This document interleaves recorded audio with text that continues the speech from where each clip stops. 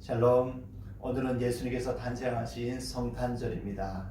이제 다같이 살아계신 하나님께 성탄 축하 예배로 영광 돌리시기를 원합니다. 다같이 기도하시겠습니다. 지극히 높은 곳에서는 하나님께 영광이요 땅에서는 하나님이 기뻐하신 사람들 중에 평화로다. 아멘. 거룩하시고 존귀하신 주 하나님 아버지, 참으로 감사와 영광을 돌려드리옵나이다. 오늘 거룩한 성탄절을 맞이하여 주의 존절에 귀한 죄배선들이 머리 숙일 시간 성탄 축하 예배로 예배하오니 예배 가운데 임재해 주시고 큰 영광 거두어 주옵소서. 또한 성탄의 큰 기쁨이 이 예배 가운데 모든 시민들 가운데 넘쳐날 수 있도록 역사하시고 주관하여 주옵소서. 모든 것 감사합니다. 우리 주님 예수님의 이름으로 기도드리옵나이다. 아멘. 우리 다같이 찬송가 108장을 찬송하시겠습니다.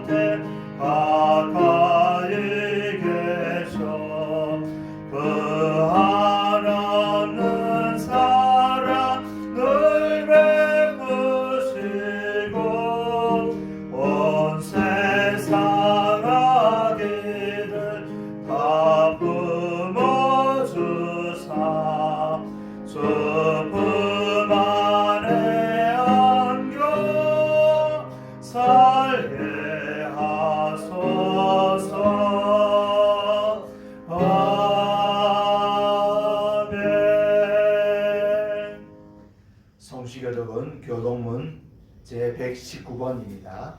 우리 찬송가 뒷부분에 있습니다. 우리 119번 성탄절 첫 번째 말씀 우리 함께 교독하시겠습니다. 여호와의 영광이 나타나고 모든 육체가 그것을 함께 보리라. 이는 여호와의 입이 말씀하셨느니라. 베들레헴 에브라다야, 너는 유다 족속 중에 작을지라도 이스라엘을 다스릴 자가 내게서 내게로 나올 것이라. 그의 근본은 상고의 영원에 있느니라. 이는 한 나귀가 우리에게 낳고 한 아들을 우리에게 주신 바 되었는데 그의 어깨에는 정사를 베었고 그의 이름은 기묘자라 모사라 전능하신 하나님이라 영존하시는 아버지라 평강의 왕이라 할 것임이라. 그 정사와 평강의 더함이 무궁하며 또 다윗의 왕자와 그의 나라에 군림하여 그 나라를 굳게 세우고 지금 이후로 영원히 정의와 공의로 그것을 보존하실 것이라. 천사가 이르되 무서워하지 말라. 보라, 내가 온 백성에게 미칠 큰 기쁨의 좋은 소식을 너에게 전하노라. 오늘 다윗의 동네에 너희를 위하여 구주가 나셨으니 곧 그리스도 주시니라. 아멘. 우리 시간에는 한 주간의 삶을 살펴보면서 다 같이 침묵으로 참회 기도를 다 같이 드리시겠습니다. 주님 아버지, 아버지.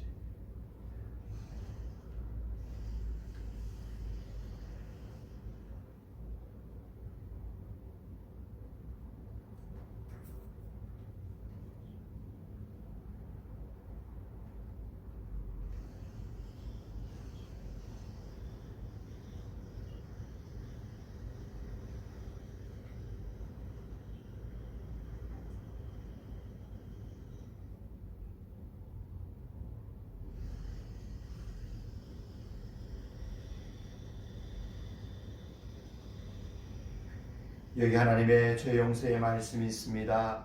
만일 우리가 우리 죄를 자백하면 그는 미쁘시고 의로우사 우리 죄를 사하시며 우리를 모든 불의에서 깨끗하게 하실 것이요 그러므로 이제 그리스도 예수 안에 있는 자에게는 결코 정죄함이 없느니라. 아멘. 우리의 신앙을 사도신경으로 신앙 고백합니다. 나는 전능하신 아버지 하나님 천지의 창조주를 믿습니다. 나는 그의 유일하신 아들 우리 주 예수 그리스도를 믿습니다.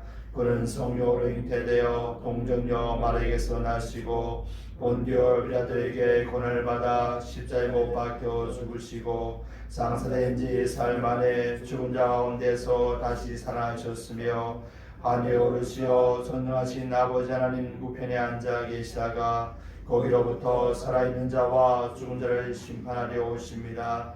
나는 성령을 믿으며 거룩한 공교회와 성도의 교제와 죄를 용서받는 것과 몸의 부활과 영생을 믿습니다. 아멘.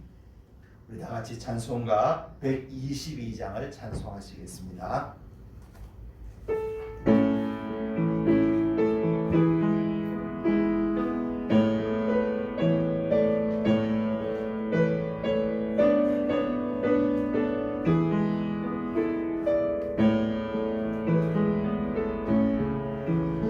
천만 가운 성도여 다 이리 와서 베들레헴 성 안에 가봅시다. 저 고요에는 일시 아기를 먹어 엎드려 절하세 엎드려 절하세 엎드려 절하세 구주나셨네. 저 천사야 찬송을 높이 불러서 예광하라 천지에 울리어라.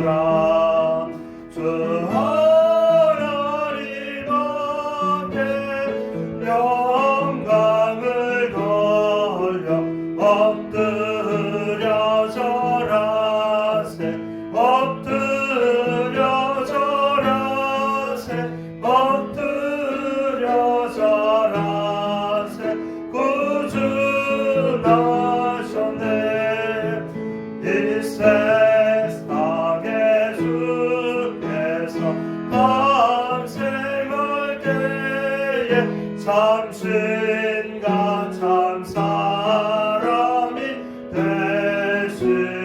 되시려고 저 동정녀 몸에서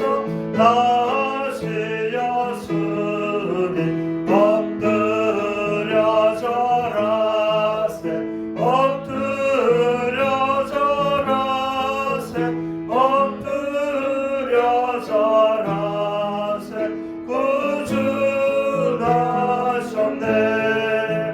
여호와의 말씀이 육신을 입어 날 구원한 구주가 되셨도다. 늘 항상 찬송은 주 앞에 드려 엎드려 절하세 엎드려 절하세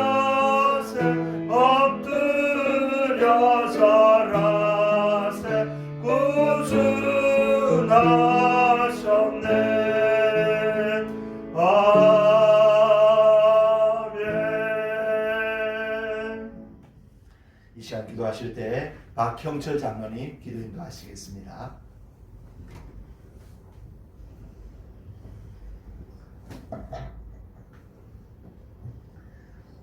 메리 크리스마스. 우리 다 같이 하나님께 기도하겠습니다.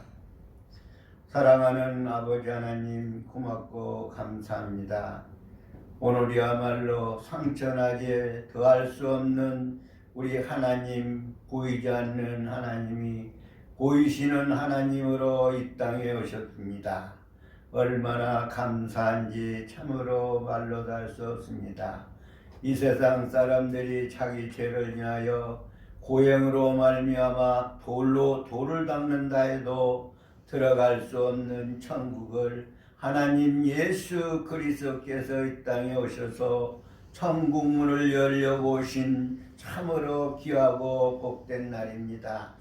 얼마나 고맙고 얼마나 감사한지 말로 다 할 수 없습니다.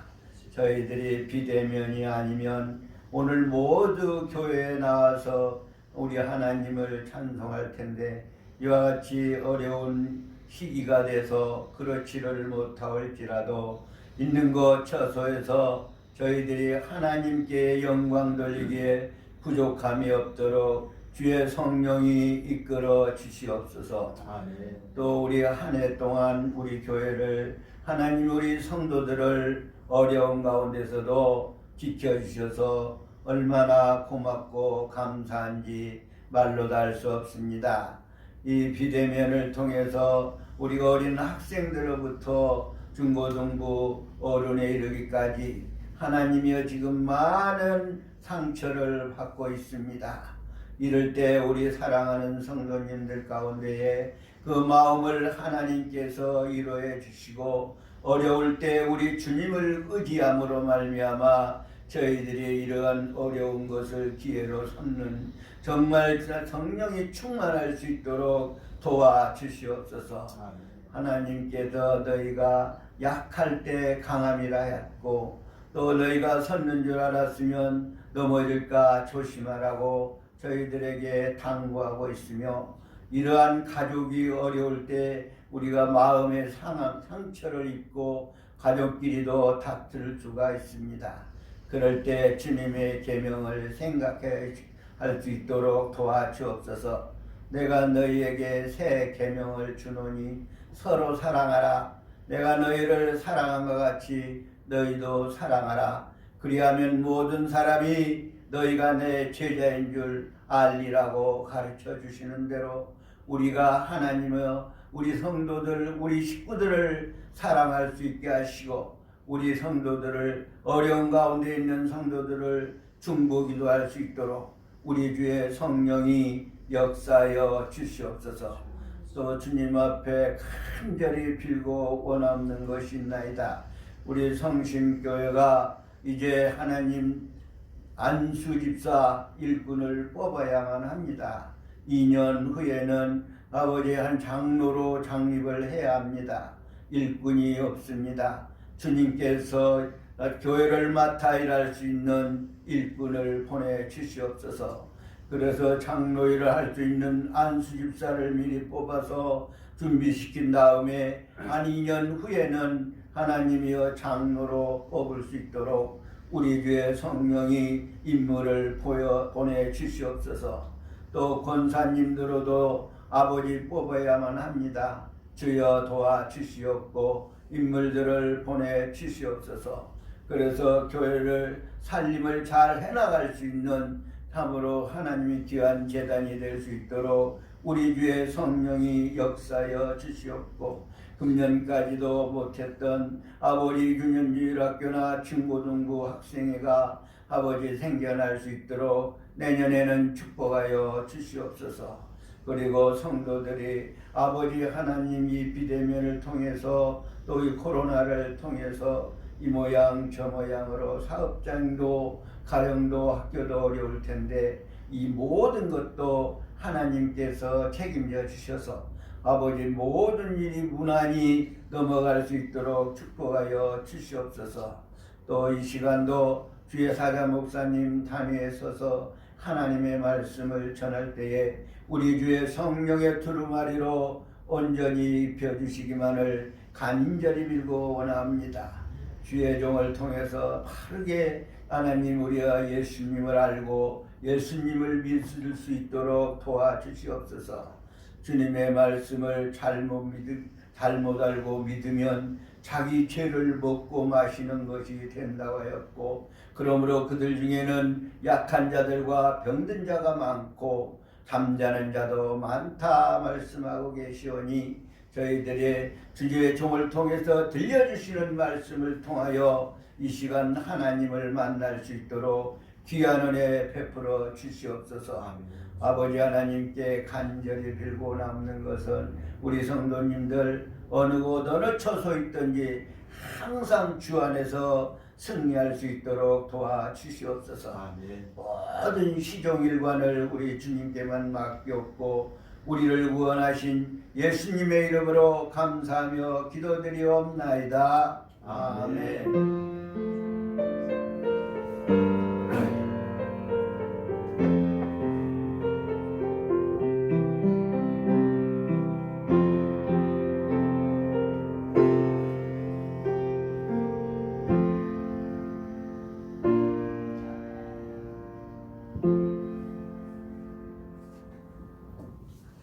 오늘 성탄절에 주시는 하나님의 말씀입니다. 신약 성경 누가복음 2장 1절에서 7절까지 말씀입니다. 신약 성경 누가복음 2장 1절에서 7절 말씀입니다. 신약 성경 89페이지 되겠습니다.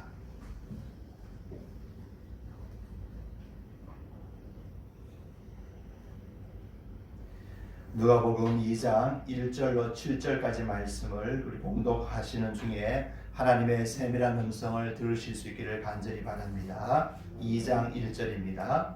그때에 가이사 아구스도가 영을 내려 천하로 다 호적하라 하였으니 이 호적은 구레뇨가 수리아 총독이 되었을 때에 처음 한 것이라. 모든 사람이 호적하러 각각 고향으로 돌아가매 요셉도 다윗의 집 족속이므로 갈릴리 나사렛 동네에서 유대를 향하여 베들레헴이라 하는 다윗의 동네로 그 약혼한 마리아와 함께 호적하러 올라가니 마리아가 이미 잉태하였더라. 거기 있을 그때에 해산할 날이 차서 첫 아들을 낳아 강보로 싸서 구유에 뉘었으니 이는 여간에 있을 곳이 없음이러라. 아멘. 메리 크리스마스. 오늘 가장 기쁘고 즐겁고 행복한 성탄절입니다. 예수님의 탄생하신 날입니다. 아울러 우리 모든 성도님들과 이 시간 함께 예배드리는 모든 성도님들 가운데 온 땅 백성들 가운데 우리 예수님의 성탄의 기쁨이 충만하시기를 축복합니다.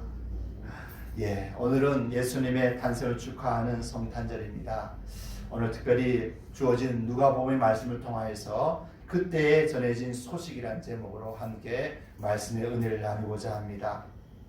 특별히 예수님의 성탄을 축하하면서 많은 분들이 의아해하는 것이 있습니다. 그것은 바로 정말 예수님이 12월 25일 날 태어나셨어요? 라고 묻는 어린아이들이 참으로 많습니다.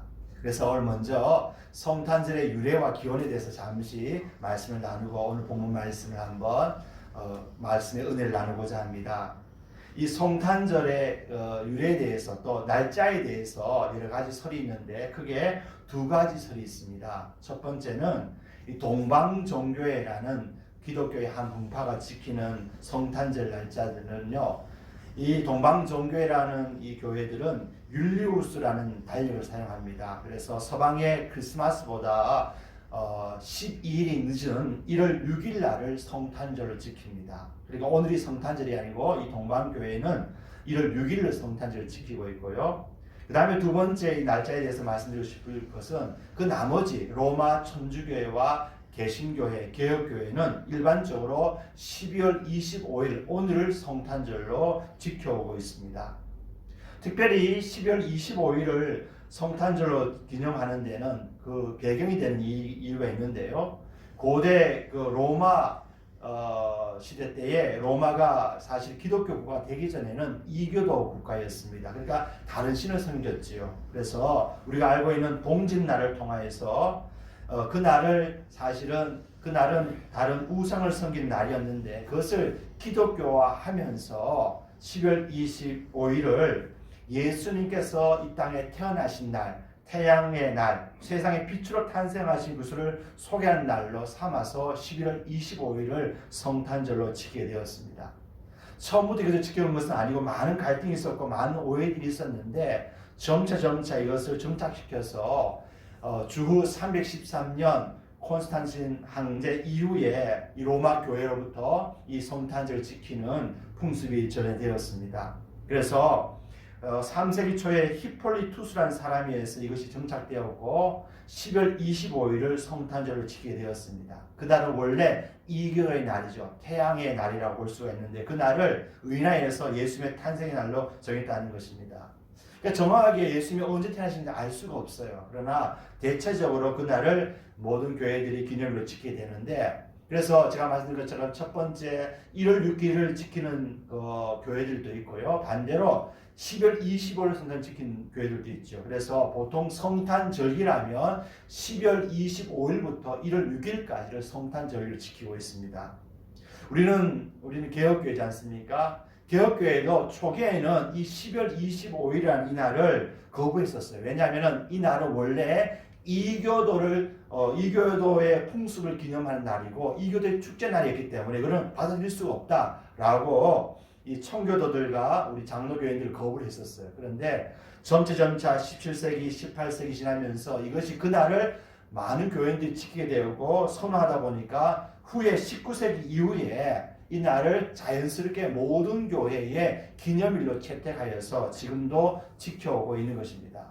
그래서 말씀드린다면 12월 25일은 정확하게 예수님 태어나신 날이라고 말씀드릴 수는 없어요. 그러나 중요한 것은 우리는 예수님의 탄생을 기념한 날로 모든 교회들이 정해졌고 따라왔기 때문에 지금도 지켜가고 있음을 기억해 볼 수가 있습니다. 이 크리스마스라는 단어도 그렇죠. 이 크리스마스라는 단어는 그리스도라는 단어와 카톨릭의 미사라는 단어가 합성되어 있는 단어입니다. 크리스마스라는 단어인데요. 이것은 다른 의미로 뭘까요? 예수님의 탄생을 축하하는 축일 또는 축제라는 의미로 지금도 지켜오고 있죠. 그래서 크리스마스 하면은 예수님의 탄생을 축하하는 날이다 라는 그런 의미고 성탄절 또는 혹은 영어로 엑스마스, 이 X라는 큰 대문자 있죠. 이 X라는 단어는 헬라어의 크리스투스라는 단어 가운데 그리스도를 말하는 크리스투스라는 단어가 있는데 그 첫 번째 단어가 큰 X예요. 그래서 엑스마스 하면은 성탄절, 예수님의 탄생일을 의미한다라고 우리는 이해해 볼 수가 있습니다. 어쨌거나 예수님의 이 탄생은 모든 전 세계인들이 지금도 기뻐하고 즐거워하고 환영하는 그런 주간이 되고 절기라고 말씀드릴 수가 있습니다. 특별히 우리는 성경에서 예수님의 탄생에 관한 기록을 찾아볼 수가 있는데 마태복음 1장 18절로 25절 말씀과 오늘 본문 누가복음 2장 1절로 7절 말씀에 예수님의 탄생에 관한 기록이 소개되고 있습니다. 예수님의 탄생은 복음서에서 가장 중요한 부분이 아닐 수가 없습니다. 예수님에 관한 소개의 가장 근본적인 사건은 바로 그의 출생으로부터 시작되기 때문에 그러한 것입니다. 마태복음은 마가에 의해서 기록이 되었지요. 마태복음에서 마가는 예수님의 출생과 더불어 그가 다윗의 혈통을 이어받은 왕의 후손이라는 의미로 마태복음 1장에 보면은요 족보가 나와요. 족보. 아브라함과 다윗의 자손들에 대한 족보가 나오거든요. 이것은 유대인들도 상당히 족보를 중요하게 생각하기 때문에 그 유대인들을 집중시키기 위하여 족보를 기록하고 있습니다. 유대인들에게 이 족보라는 것은 근본이 참으로 중요함을 말하고 또한 이 장차 오실 메시아라는 분은 유대인으로서 아브라함과 다윗의 후손이라는 사실을 명백히 밝혀야 되기 때문에 마태는 의도적으로 마태복음 1장에 예수님의 족보를 소개합니다. 바로 그가 다윗과 아브라함의 후손이다라는 것을 밝혀주기 위해 기록하고 있다는 사실이죠. 그리고 그 이후에 그에 대한 탄생에 관한 소식과 동방 박사들로부터 경배받은 얘기, 애굽으로 피난을 가신 얘기, 헤롯 왕이 죽은 다음에 다시 나사렛으로 돌아온 사실을 마태는 기록하고 있습니다. 반면에 누가복음에서 누가는 예수님의 탄생에 관한 사실을 기록함에 있어서 수많은 다양한 사실들을 근거로 기록하고 있음을 주목해 볼 필요가 있어요. 데오빌라라는 한 사람에게 편지를 쓰고 있는 누가는 모든 이 누가복음의 기록을요 사실에 근거하여 자료를 수집한 다음에 그 근거로 하여서 기록하고 있다는 것입니다. 그럼 먼저 누가복음의 서두에 예수님의 길을 예배했던 세례 요한의 출생부터 소개합니다. 그러면서 예수님의 출생이 참 신비롭고 놀라웠음을 그는 고백하고 있는 것이죠. 세례 요한의 아버지 어머니였던 사가랴와 엘리사벳의 이야기, 그들에 나타난 천사 가브리엘의 이야기, 그 다음에 마리아에 대한 천사 가브리엘의 고지, 그리고 마리아와 엘리사벳의 방문한 이야기, 노래들, 그 다음에 세례 요한의 출생, 그리고 이어서 예수님의 탄생을 2장에 기록하고 있습니다. 그런 다음에 목자들의 경배와 성전에서 메시아를 기다리던 시몬과 안나 여선지자와의 만남을 소개하고, 마지막에 특징적인 것은 12살 때 예수님에 관한 기록을 누가는 기록하고 있습니다. 그런 다음에 또 놀라운 사실은 누가복음 3장에 가면은 다시 누가는 예수님의 족보를 기록하고 있어요. 예수님이 어디로부터 출생되었는지 누구의 후손인 것을 분명히 밝혀주기 위하여 족보를 소개하고 있는데, 마태복음에 나온 족보와 누가복음에 나온 족보가 좀 다릅니다. 마태복음의 족보는 일명하여 이 예수님의 아버지인 요셉의 계보의 족보라면, 누가복음의 족보는 어머니 마리아 쪽의 계보라는 것이죠. 그리고 더 많은 수많은 사람들이 기록이 되었습니다. 그리고 마지막에 가면은 하나님까지, 예수로부터 하나님까지 그 조상의 일대를 거슬러 올라가는 것으로 누가의 족보는 끝이 난다는 것입니다. 누가는 의도적으로 이런 말을 하죠. 예수님은 여인의 후손으로 태어났다. 그다음 더 중요한 걸까요? 그분은 바로 하나님으로부터 된 하나님의 아들이시다라는 것을 말씀하기 위하여서 바로 마리아의 족보로부터 마지막에 하나님까지 올라가는 족보를 소개하고 있다는 사실입니다. 이것은 이미 우리가 잘 아는 것처럼 기독교 신비 가운데 우리가 아는 것처럼 예수님은 하나님의 아들이시다, 또 성육신하셨다라는 것과 동정녀로부터 태어나셨다는 사실을 보여주는 근거로서 이 누가의 족보는 상당히 중요하다고 말씀드릴 수가 있습니다. 그렇다면 오늘 본문 누가가 전하는 예수님의 탄생 소식은 어떠할까요? 잠시 한번 그 내용을 한번 정리해 볼까요? 오늘 2장 1절 말씀입니다. 제가 다시 한번 읽겠습니다. 그때에 가이사 아구수도가 영을 내려 천하로 다 호적하라 하였으니 이 호적은 구레뇨가 수리아 총독이 되었을 때에 처음 한 것이라. 아멘. 오늘 본문 1장과 2장에 보면은 1절과 2절에 보면은 그때라고 소개하고 있는데요. 이 그때라는 것은 사실은요 1장에 나오는 세례 요한의 출생과 비슷한 시기에라는 그런 의미가 되겠습니다. 그러니까 세례 요한보다 예수님께서는 세례 요한보다 6개월 후에 태어나시죠, 그죠? 그러니까 거의 시간이 비슷한 어간입니다만은 그때는 말하고 있는데, 정확히 예수님의 탄생 연도를 학자들은 추정하기를 대략 주전 5년 내지 주전 4년경으로 보여집니다. 그러니까 적어도 지금부터 2025년, 2024년 전에 주님 오신 것으로 학자들은 말합니다. 약간의 착오가 있는 것은 우리가 이해할 수가 있는 부분인데요. 그 다음에 계속해서 나오는 것이요, 이제는 그 당시에 황제와 총독의 이름을 거론하고 있어요. 가이사 아구스도, 이 사람은요 로마의 초대 황제였던 가이사 아구스도를 말합니다. 그의 원래 이름은 가이우스 옥타비우스라는 황제였어요. 로마의 첫 번째 황제였습니다. 그를 두고 아우구스투스라는 말, 이 말을 쓰는 것은 아구스도라는 말을 쓰는 것은요, 이 의미가 숭고한 자, 존귀한 자라는 이름으로 당시 로마의 원로원이라는 어떤 고위 관료들에 의해서 붙여진 이름입니다. 아주 극존칭의 이름을 붙인 것이죠. 이 가이사 아구스도는 주전 27년에서 주 14년까지 통치하게 됩니다. 그는 이 로마에 속한 모든 나라들의 어떤 세금을 징수하기 위하여 호적의 영을 내립니다. 호적이 뭘까요? 여러분, 등록하는 것이죠. 내가 출생되었다, 내가 살아있다는 것을 밝혀서 어떻게 할까요? 그러면 로마 정부는 뭔가 인두세라는 세금을 거두기 위하여 호적을 하라라고 명령을 내린 것이죠. 이 명령은 주전 7년경에 내려진 것으로 보여집니다. 그런데 이 당시에 사실 이 예수님이 태어나신 이 팔레스타인 지역은 로마의 아주 저항적인 지역이었어요. 로마 황제가 명을 내려도 즉각적으로 시행된 것이 아니었기 때문에 대략적으로 1년, 2년 늦춰져 가지고 아마 이 호정령이 시행되었을 것으로 보여집니다. 그리고 또 한 가지 단서가 나오는 것이 바로 그 당시의 총독인데요. 구레노라는 사람이 수리아라는 지역에 총독으로 있었다라고 말합니다. 이 구레노라는 사람은 당시에 수리아 총독으로 재임하게 되는데 주전 12년부터 주전 2년 사이에 재임하게 됩니다. 그러니까 이 사람이 재임할 시기에 로마 황제가 명을 내려서 호적하는 명이 있었다는 밝혀지는 것이었고 그때가 대략 주전 5년경 또는 주전 4년 초로 우리는 이해해 볼 수가 있는 것이죠. 이렇게 구체적인 실명과 역사적인 사실을 말하는 이유가 뭘까요? 아하, 예수님의 탄생은 명백한 역사적 사실이라는 것을 반증하기 위하여 누가는 구체적으로 말씀하고 있습니다. 여러분 누가의 직업이 뭘까요? 누가의 직업은 의사였어요. 의사는요 합리적입니다. 그죠? 뭐 심리적이고 이상을 이해할 수 없어요. 무조건 합리적이고 과학적이고 검증된 것을 증언하고 보는 사람이었기 때문에 누가는 아주 그의 기록 속에 보면은 여러 가지 모든 사실들을 그대로 총동원하여서 그 논리를 소개하고 있음을 발견해 볼 수가 있습니다. 그 다음 볼까요?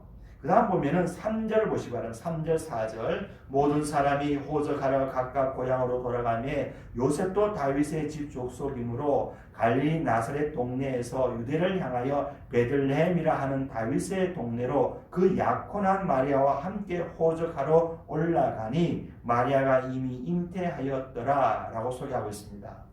요셉과 마리아는 다윗의 후손입니다.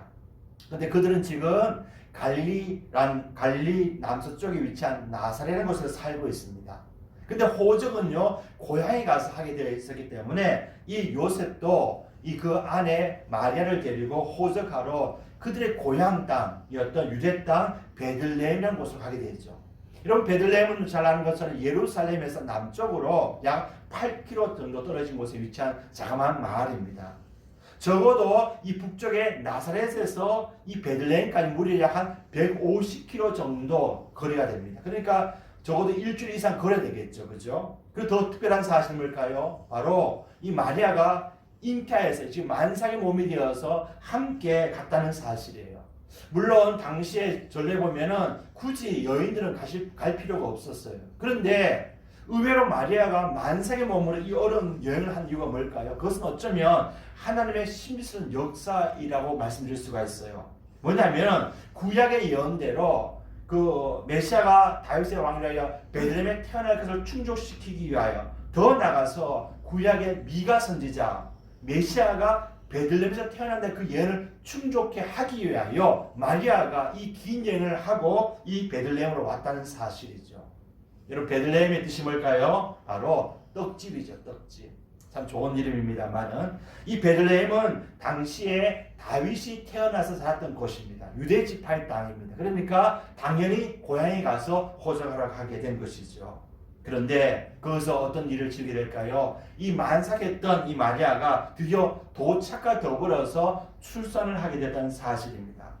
마리아는 그곳에서 첫 아이를 낳습니다. 마리아는 예수님의 출생 이후에 여러 명의 자녀를 낳습니다. 특별히 우리 기억할 것은 천주교에서는 마리아가 그 다음 자식이 없었다라고 얘기하는 이건 성경과 배신한 얘기예요. 아닙니다. 마리아는 첫 번째 아이를 예수님이 태어나셨지만 그 이후에도 여러 명의 자녀를 두었습니다. 그러니까 이것은 잘못된 교리죠. 잘못된 가르침이죠. 여러분. 잘 분별하실 필요가 있어요. 출생한 다음에 그 아이를 강보에 쌌습니다. 강보라는 것은 약 사방 1m가 되는 천입니다. 거기다 아기 예수를 싸간 다음에 구유에 넣었어요. 구유가 뭘까요? 말이나 소에게 먹이를 주기 위하여 놓아둔 여물통입니다. 이 여물통에다 그 아이를 눕히게 됩니다. 인류를 구원하실 메시아의 탄생은 바로 구유에서부터 시작된 것입니다. 가장 세상에서 낮고 천한 장소가 아닐 수 없는 곳에 예수님께서 누이셨던 것을 말합니다. 그래서 어떤 의미가 있을까요? 바로 그의 낮아짐의 모습을 고스란히 보여주는 것이죠. 요셉과 마리아는 여간의 방을 구할 수가 없었습니다. 그래서 양과 염소, 나귀와 약대를 위한 외양간에서 첫 아기의 출생을 맞이해야만 했습니다. 이 모든 것도 하나님의 신비스러운 계획이었음을 우리는 기억해 볼 수가 있습니다. 그 이후에 누가 소개합니다마는 예수의 탄생 이후에 있었던 일을 말하면서 가장 먼저 경배하였던 일을 소개합니다. 천사의 메시아 탄생 소리를 들어서 양을 치던 목자들이 달려와서 이 아기 예수께 경배하였고요. 그리고 먼 동방에서 별을 쫓아서 이 타국까지 왔던 이 동방박사 세 사람이 아기 예수 앞에 머리 숙여서 황금과 유황과 그리고 몰약의 예물을 드리면서 아기 예수님께 경배하였습니다. 그런 다음 우리가 잘 아는 것처럼 예수님을 만났던 이들이 있었죠. 바로 성전에서 시몬과 안나 여선지자가 아기 예수님을 품에 안는 큰 영광을 누리게 되었고 그 앞에 경배했음을 우리는 기억해 볼 수가 있습니다. 이것이 모두 다가 누가에 나오는 예수님의 탄생에 관한 기록임을 우리는 기억해 볼 수가 있습니다. 그렇다면 오늘 본문 말씀 우리에게 무엇을 증언할까요? 첫째 기억할 것은 예수님의 탄생은 역사적 사실임을 분명히 밝히고 있다는 것입니다. 예수님의 출생에 관한 이야기는 어느 성인들과 군왕들의 출생에 관해 기록한 신화나 전설이 아니라는 점입니다. 성경과 마태와 누가의 기록과 더불어 당시 역사학자들의 증언을 통하여 분명히 예수님께서는 2000년 전에 그 땅에 태어났음을 분명히 말씀하고 있다는 사실입니다. 다소 어떤 이들은 예수님의 탄생에 관하여 신비스러움에 대해서 의아심을 가집니다. 어떻게 하나님이 인간의 몸을 지닐 수가 있어? 성육신의 문제 이건 이해할 수 없어. 어떻게 처녀가 아이를 낳을 수 있어? 동정녀 탄생을 받아들일 수 없어. 또 심지어 별을 보고 동방의 맛을 찾아왔다. 이것도 말이 안 돼. 또 심지어 천사가 나타났다고 이것도 거짓말이야 라고 말하는 이들은 결코 이 사실을 받아들이지 않겠죠. 그러나 우리는 하나님의 능력과 또 역사를 바라보면서 이 모든 일은 아무것도 아님을 우리는 잘 알고 있지 않습니까? 또한 이 누가는 그 사실을 구체적으로 역사의 사실 중에서 우리가 증언하기 때문에 결코 그것은 신비스러운 사건이 아니라 하나님의 신비스러운 역사에서 우리는 기억해 볼 수가 있는 것입니다. 누가는 철저하게 예수의 탄생이 사실에 근거한 역사적 사실임을 분명히 밝히고 있음을 우리는 주목해야 합니다. 두 번째로 기억할 것은 왜 예수님이 오셨는가, 태어나셨는가 그 의미를 다시 한번 꼭 기억해야 한다는 것입니다. 그것은 한 가지 이유 때문입니다. 뭘까요? 바로 저와 여러분을 통하여 아니라 온 땅의 인류의 구속을 위하여 대속제물로 죽음을 맞이하기 위하여 죽기 위하여 오셨다는 사실을 기억해야 합니다. 분명히 예수님은 자신이 공생의 사역 가운데 자신의 오심의 이유를 분명히 말씀하셨어요. 마가복음 10장 45절 말씀에 인자가 온 것은 섬김을 받으려 함이 아니라 도리어 섬기려 하고 자기 목숨을 많은 사람의 대속물로 주려 함이니라 라고 말씀합니다. 많은 사람을 위하여 대신하여 죽기 위하여 왔다. 사실 우리에게 아기 예수님의 탄생, 예수님의 오심은요 큰 기쁨의 소식이죠. 왜일까요? 우리는 그전에 죄와 저주와 절망과 죽음만 있었습니다. 그러나 그분의 구속으로 말미암아 생명과 구원을 얻었지 않습니까? 우리에겐 큰 기쁨이죠. 그런데 반대로 예수님 자신에게 그분의 태어남은 결코 유쾌한 소식이 아니었어요. 왜? 죽으러 오셨기 때문에. 그러나 하나님 아버지께서는 이 예수님의 오심을 크게 기뻐하셨을 거예요. 왜 그럴까요? 내가 만든 피조물, 내가 모든 지은 인간들을 구원하기 위하여 내가 비로소 구원에 이루셨기 때문에 우리 하늘 아버지께서는 분명히 기뻐하셨을 거라고 저는 생각합니다. 확신합니다. 여러분 그렇습니다. 예수님의 탄생의 의미는 우리에게 큰 기쁨입니다. 소망이 되는 것이죠. 희망이 되는 것이죠. 또한 확신이 되는 것이죠. 그분은 왜 오셨습니까? 한 가지 이유. 우리를 위하여, 인류를 구속하시기 위하여, 우리를 구원하시기 위하여 오셨음을 분명히 우리는 기억해야 하는 것입니다. 그 다음에 세 번째 기억할 것은 예수의 탄생은 이제부터 구체적으로 하나님의 구원의 역사가 시작됨을 보여주는 확실한 증거가 되는 것입니다. 마태복음 1장 21절로 23절 말씀이 이렇게 기록되어 있습니다. 같은 예수님의 탄생하는 기록인데요. 아들을 낳으리니 이름을 예수라 하라. 이는 그가 자기 백성을 그들의 죄에서 구원할 자이심이라 하니라. 이 모든 일이 된 것은 주께서 선지자로 하신 말씀을 이루려 하심이니 이르시되 보라 처녀가 잉태하여 아들을 낳을 것이요 그의 이름은 임마누엘이라 하리라 하셨으니 이를 번역한즉 하나님이 우리와 함께 계시다 함이라. 아멘. 오늘 특별히 마태는요 두 가지 이름을 소개합니다. 첫 번째 이름 예수란 이름을 소개하고 있고요. 그 다음 두 번째 이름은요 구약 성경 이사야서 7장 14절 한 다음에 아들 낳는데 그 아들의 이름이 뭐냐? 임마누엘이라는 이름을 소개하고 있습니다. 여러분 예수란 이름으로 우리가 잘 아는 것처럼 그가 자기 백성을 그들의 죄에서 구원할 자, 구원이라는 의미가 있죠. 바로 태어나신 예수님의 이름이 바로 그 의미가 있죠. 그런데 왜 구약 성경에 임마누엘 이름을 소개하고 있을까요? 저는 특별히 예수라는 이름도 상당히 중요한 이름이죠. 그러나 임마누엘 이름도 참 중요하다는 것을 생각해요. 임마누엘이라는 이름의 뜻은 뭘까요? 하나님이 우리와 함께 계시다. 왜 이 말씀을 마태는 언급하고 있을까요? 그것은 이런 의미가 있는 것이죠. 예수님의 태어나심은 그동안 약속으로 말로만 듣던 하나님의 임재를 듣던 그 말씀이 이제는 눈으로 피부로 와닿을 수 있는 실제로 볼 수 있는 하나님의 현존하심과 임재하심을 그의 아들이신 예수 그리스도의 탄생을 통하여 직접 피부로 경험하게 되었다는 사실을 보여주는 증거라는 것이죠.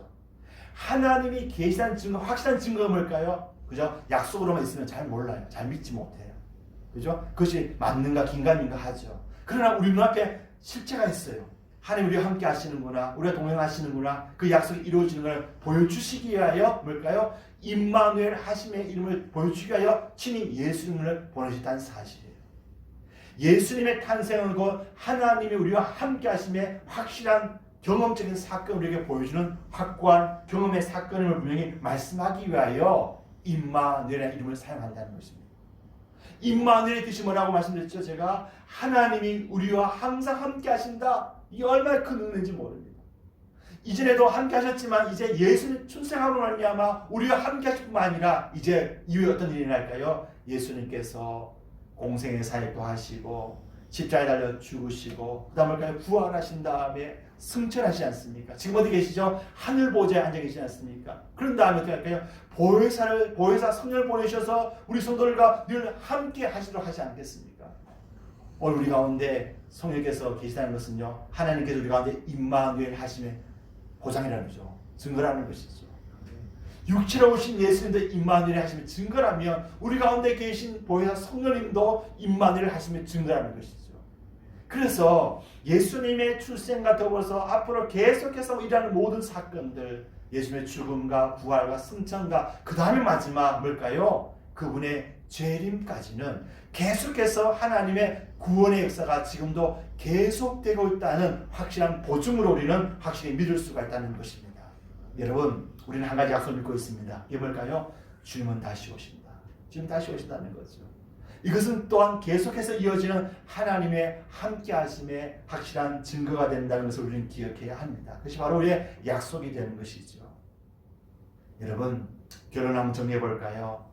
오늘 누가가 전한 예수님의 탄생의 소식을 통하여 우리는 그렇다면 오늘 우리는 어떤 모습으로 성탄의 자리에 임해야 될까요? 첫 번째는 그분 앞에 경배해야 합니다. 엎드려서 경배해야 됩니다. 그분 우리의 왕이십니다. 우리의 구주가 되십니다. 마치 목자들과 동방박사들이 귀중한 보배합을 열어서 엎드려 경배했던 것처럼 성전에서 시몬과 안나가 예수를 품에 안고 찬양하며 영광을 돌렸던 것처럼 우리 또한 그런 모습으로 가장 낮고 겸손한 모습으로 아기 예수님께 엎드려 경배해야 될 줄 믿습니다. 또한 더불어서 그 아기 예수님을 보내주신 하나님께 무한한 영광과 감사와 찬송을 드려야 될 줄 믿습니다. 이게 바로 첫 번째 경배해야 되는 것입니다.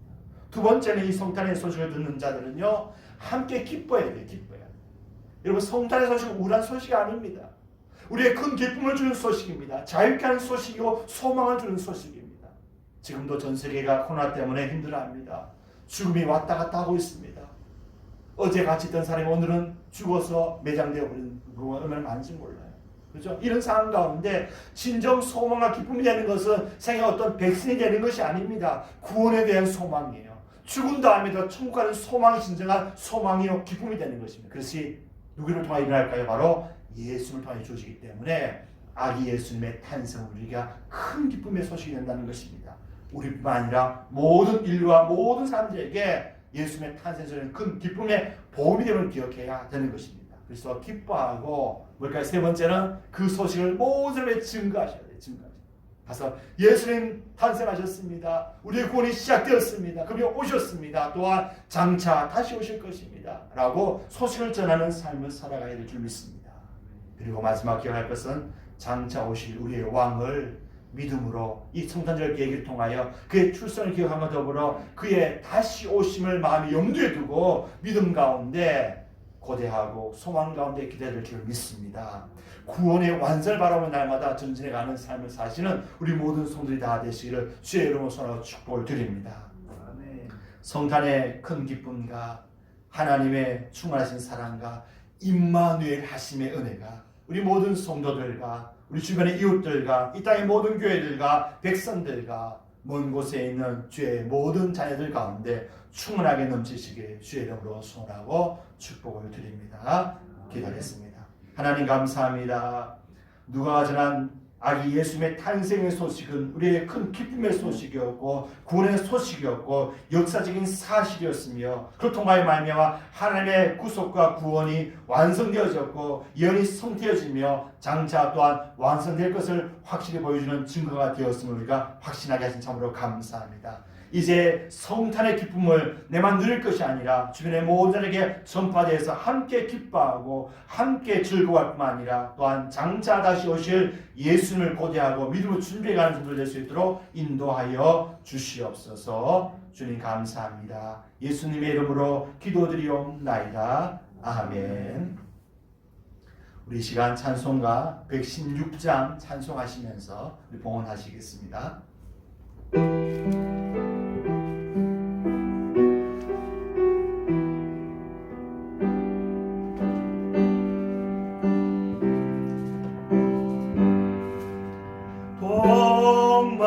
동방에서 박사들 귀한 예물 가지고 산을 넘고 물을 건너 별 따라왔도다.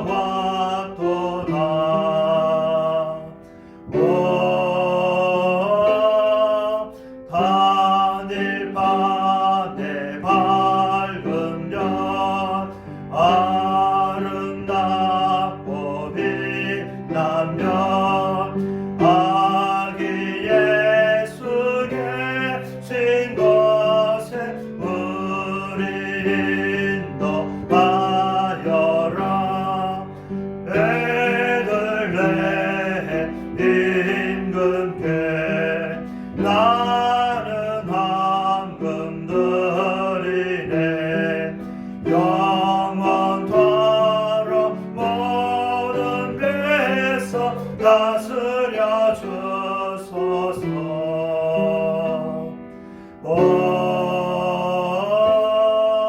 다닐 밤에 밝은 별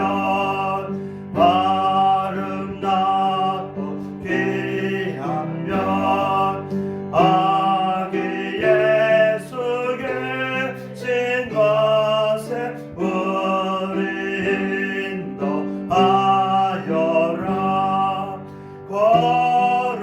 거룩하신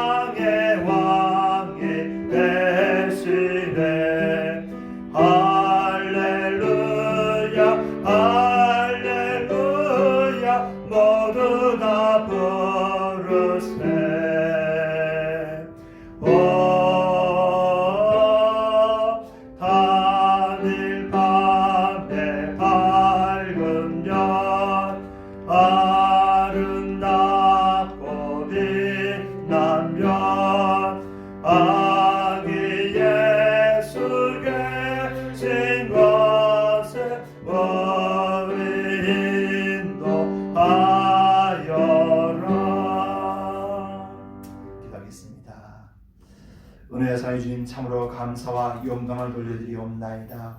2000년 전에 이 땅 가운데 우리의 구원자, 우리의 왕으로 예수를 보내주시고 구세군을 허락해 주신 참으로 감사합니다. 그 성탄을 축하하는 귀한 예배자리에 불러주셔서 함께 예배하며 다시 한번 그 말씀을 기억하며 장차 다시 오실 예수를 고백케 하신 또한 참으로 감사와 영광을 돌려드리옵나이다. 늘 아기 예수님께 경배하며 또 그분의 구속연을 기억하며 감사하며 기뻐하며 그 복된 소식을 온 땅에 전하는 자를 시민들 될 수 있도록 인도하시고 주장하여 주시옵소서. 이 시간 주 앞에 주의 은혜를 기억하며 감사함으로 성탄 감사의 물 앞에 바칩니다. 이 예물 흠량하여 주시고 이 예물이 주의 몸된 교회와 잃어버림을 구원하고 온 땅에 보험이 전파되는 곳에 값지게 사용될 수 있도록 주께서 객에들어 사용하여 주옵시고 드린 손길마다 한 해의 큰 은혜와 기쁨으로 충분하게 채워 주옵시고 특별히 이 땅이 혼란합니다. 절망과 두려움과 염려가 있습니다. 질병과 사건 사고와 전쟁 위협이 온 땅 가운데 있습니다.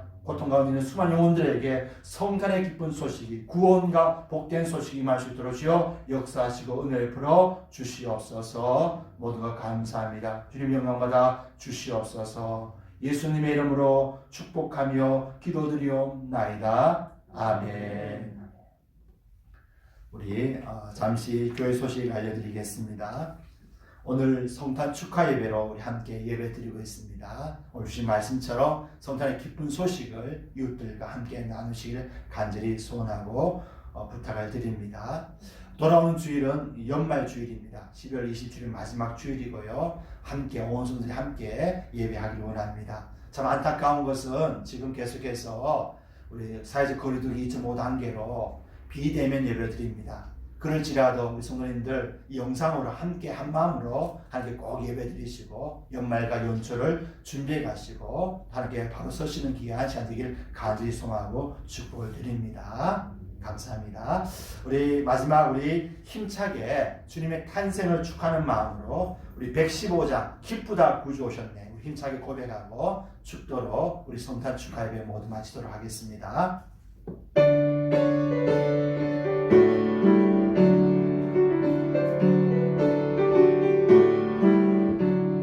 기쁘다 구주 오셨네 만백성 맞으러 온 교회여 다 일어나 다 찬양하여라 다 찬양하여라 다 찬양하여라 구세주 탄생했으니 다 찬양하여라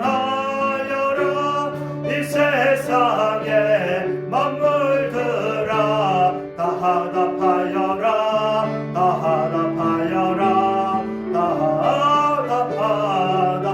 화답하여라 온 세상 죄를 사하려 주 예수 오셨네 죄와 슬픔 몰아내고 다 구원하시네 다 구원하시네 다 구원하시네 은혜와 진리 되신 주 다 주관하시네 만국 백성 구주 앞에 다 경배하여라 다 경배하여라 다 경배하여라